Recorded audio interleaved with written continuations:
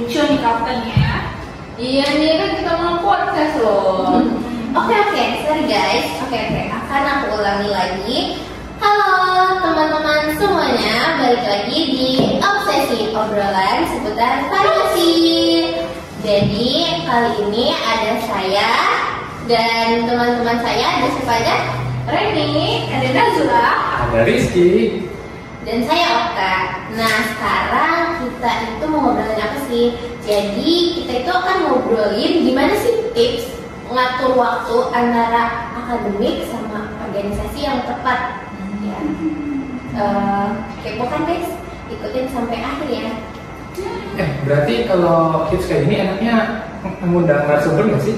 Oh, tenang aja, jangan bunda, jangan risau. Di sini aku udah undang narasumbernya. Yang pastinya narasumber ini oke dan keren banget buat obsesi episode kita hari ini. Oh iya, siapa? Kita panggilkan Kak Arif sebagai Ketua Hipokrasi 2024-2025. Kak Arif, selamat datang di obsesi. Halo Kak, gimana nih kabarnya nih? Alhamdulillah baik ya. Gimana nih kabar kalian semuanya? Alhamdulillah. Baik. Oh iya Kak, aman kan untuk semester 5 ini? Bener kan ya semester 5 ya? Iya betul, semester 5. Untuk sekarang aman ya. Semester 5 ini emang cukup lumayan menantang. Keren banget ya semester 5 kali ini. Masih aman kan? Berarti akan ada potensi untuk tidak aman kan? Ya nggak tahu ya kedepannya gimana. Ya semoga sih aman-aman aja. Amin ya, amin ya, semoga amin. Oh ya, kita kan sama-sama semester 5 nih. Nah, kamu juga sekarang udah ada tanggung jawab baru jadi ketua hima. Nah, pertama-tama aku mau nanya, gimana sih rasanya jadi anak mahasiswa semester 5 yang uang sangat di sini ya kan? Untuk rasanya sih campur aduk ya. Dari aku sendiri ada rasa bangga tersendiri ya, karena bisa dipercaya jadi ketua hima. Tapi juga harus pintar-pintar bagi waktu nih. Di semester 5 ini tuh kan rasanya kayak di tengah-tengah ya, lagi sibuk-sibuknya kuliah dengan jadwal yang padat ya, praktikum yang padat juga, lalu juga banyak tugas, tapi juga harus tetap profesional di organisasi. Untuk tantangannya sih cukup seru ya, jadi sekalian latihan multitasking lah. Apalagi di semester 5 ini kan rasanya kayak waktu berjalan cepet banget, dan tugas tuh ada selalu, pasti ada gitu, padat banget. Jadi harus serba bisa di semester 5 kali ini ya kak ya. Walaupun memang semester 5 ini kayak roller coaster ya, naik turun ya. Oh ya Kak, kesibukan kakak tuh apa sih selain ngerjain tugas atau melaprak? Karena kesibukan aku di sini sekarang jadi mahasiswa dan juga sekaligus jadi ketua hima ya, pasti kesibukan aku ya bener yang tadi diomongin, selain tugas sama ngelaprak pastinya untuk kuliah sendiri ya kan jadwalnya ini padat kan ya, kuliah dari Senin sampai Sabtu, dari pagi sampai sore, lalu juga belum nanti malamnya sibuk ngerjain tugas, sibuk ngelaprak lah, terus juga belum lagi urusan organisasi nih, entah program kerja atau yang lainnya. Berarti lumayan padat ya Karin ya. Nah, di kepadatan semester 5 ini menurut Kak Arin nih, kita tuh mengikuti organisasi itu penting apa enggak sih Karin? Kalau untuk penting enggaknya pasti bakal jadi pro dan kontra ya, karena setiap orang punya persepsi masing-masing. Tapi kalau menurut aku pribadi, organisasi itu penting ya, karena di organisasi ini nantinya minat sama bakat kita itu bakal diwadahi. Lalu tapi juga organisasi itu nggak serta-merta untuk mewadahi minat dan bakat ya. Pastinya di organisasi kita juga dapat belajar cara bekerja dengan tim, terus juga latihan manajemen waktu, dan bonusnya nih kita punya banyak relasi.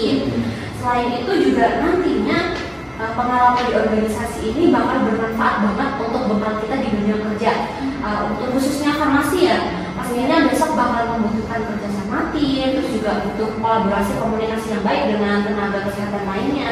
Jadi meskipun memang sibuk ya di semester 5 dan juga organisasi, tapi aku ngerasa di organisasi ini bisa jadi investasi jangka panjang aku. Begitu ya Kak, berarti kita mengikuti organisasi itu banyak banget ya Kak, dampak positifnya, bonus-bonusnya juga ya Kak ya. Berarti menurut Kak Arin, gimana cara kita menyeimbangkan waktu nih antara Kak Arin ini sebagai mahasiswa farmasi yang berada di semester 5 dan juga sebagai ketua Himafarsi di redaksi. Oke. Sebagai ketua Himafarsi ya, dan juga pastinya akan banyak tugas yang harus diatur agar tetap seimbang dan juga seimbang antara kewajiban sebagai mahasiswa juga sebagai ketua. Kalau untuk menjaga waktu agar tetap balance, pastinya aku di sini punya mungkin punya sedikit strategi ya. Yang pertama aku itu bakal menentukan skala prioritas. Jadi aku akan menentukan prioritas mana, kegiatan mana atau tugas mana yang paling penting terlebih dahulu. Itu yang aku kerjain terlebih dahulu. Terus juga aku bakal membuat manajemen waktu yang terstruktur. Jadi nantinya seluruh tugas ya atau seluruh kegiatan aku bakal merencanain terlebih dahulu mana yang mau dikerjakan atau program kerja mana yang mau buru-buru dikerjakan. Nantinya semisal untuk tugas ya dari aku sendiri pasti bakal berusaha untuk mengerjakan tugas itu enggak mepet deadline ya, yang sebisa mungkin. Terus juga untuk program kerja sendiri dari aku menginstruksikan kepada anggota nih, kepada departemen khususnya untuk merencanakan program kerja tersebut dengan terstruktur biar nantinya nih kita udah bisa tahu program kerja mana yang bakal kita lakuin dan juga nantinya untuk besoknya jadi tidak terlalu berat beban yang kita aku itu bakal tidak terlalu berat kalau kita sudah mengetahui program kerja terlebih dahulu. Mungkin itu sih dari aku sendiri. Nah, jadi gitu guys, tips membagi waktu sebagai mahasiswa farmasi dengan kegiatan organisasinya. Nah, kan kamu tuh terlalu setia di organisasi. Yang patut banget. Iya, benar banget. Nah, dan sebagai mahasiswa juga, gimana caranya kamu tuh bagi waktu gitu antara untuk kamu me time, kemudian untuk kamu berkeluarga, dan kamu untuk hobi kamu. Karena aku di sini orangnya itu suka kehabisan baterai ya.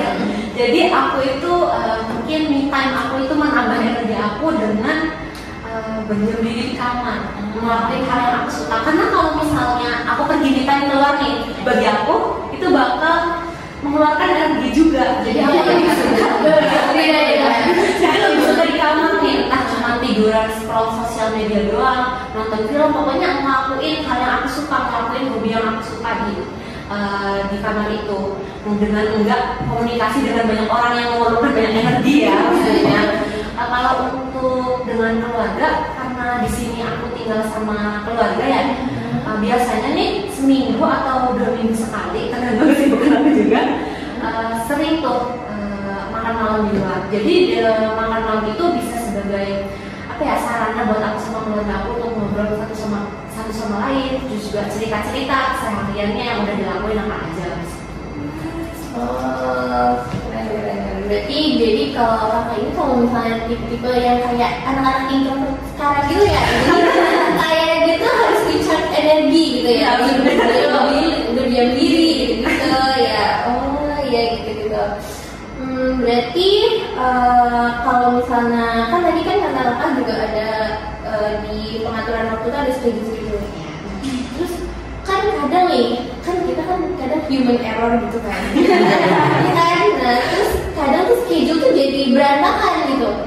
Kayak misalnya A, B, C gitu. Malah jadi kebalik-kebalik gitu kan. Terus gimana sih kakak buat caranya tuh buat kayak balikin lagi gitu kan? Kalau untuk schedule yang meleset ya ibaratnya, kalau dari aku sih nggak cuma sekali harusnya schedule meleset, terus beberapa kali aku ngalamin schedule yang meleset. Kalau dari aku yang cara ngatasin itu, kalau memang jadwal yang aku buat, schedule yang aku buat itu tidak sesuai, pastinya dari aku itu bakal mengevaluasi. Kenapa sih apa yang membuat schedule aku itu meleset? Apakah ada kegiatan yang memang seharusnya aku buat lebih banyak waktunya, ataupun hal-hal yang kurang terprediksi pada awalnya dari aku. Kalau memang nantinya saat ada hal yang tidak terduga ya, aku bakal coba nyesuaiin jadwal dengan fleksibel. Misalnya nanti aku mengorbankan waktu yang lebih fleksibel untuk tugas yang lebih mendesak. Tapi ya pastinya ada konsekuensinya ya. Kayaknya bisa mempengaruhi intensitas istirahat aku nih. Istilahnya mungkin begadang ibaratnya.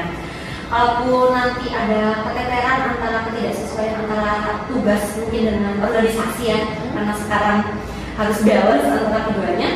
Yang jelas di sini aku punya anggota. Jadi yang pasti aku harus mendiskusikannya sama anggota, terus juga membagi rata program kerja atau tugas kepada anggota ya.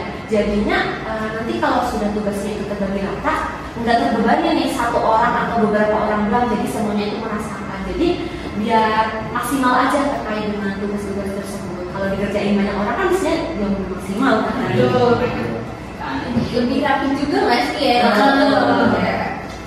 Nah guys, itu tadi yang bisa kita catat. Apabila teman-teman lagi ada di fase yang Kak Arif. Nah semangat ya buat semuanya yang maba sampai dari tingkat akhir semester 8. Nah semoga kita semua diberi kelancaran sesuai dengan apa yang kita harapkan. Amin. Amin. Oh ya Kak, sebelum mengakhiri episode obsesi kali ini, boleh nggak sih Kak kasih kesan dan pesan buat mahasiswa atau mahasiswa baru yang telah menonton podcast ini Kak? Pesan singkat aja. Singkat saja. Untuk teman-teman mahasiswa ya, khususnya mungkin mahasiswa baru nih, jangan takut untuk beradaptasi dengan lingkungan yang baru dan berbagai tantangan yang baru pastinya. Waktu kalian ini itu berharga, jadi manfaatkan sebaik mungkin untuk belajar, berorganisasi dan mengembangkan diri nih. Jangan ragu untuk bergabung dengan tim pastinya di Universitas Gunadharma, dan juga karena nantinya pengalaman itu akan memberikan dan bisa memperkaya perjalanan akademis kamu. Nah, pokoknya selalu ingat keseimbangan antara akademik dengan organisasi adalah kunci untuk berkembang. Semangat selalu. Terima kasih Kak Arif untuk pesan dan kesannya. Jadi gimana nih teman-teman, seru kan pembicaraan obsesi kita kali ini. Untuk Kak Arif terima kasih banyak sudah datang dan menyempatkan waktunya ya Kak Arif untuk mengisi obsesi episode kali ini.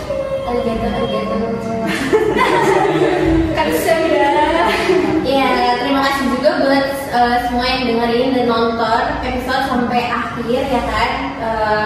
Jadi dari kita semua izin pamit. Tadi saya Octavia, Saya Reni. Saya Nazla. Dan saya Rizky. sampai jumpa di podcast selanjutnya.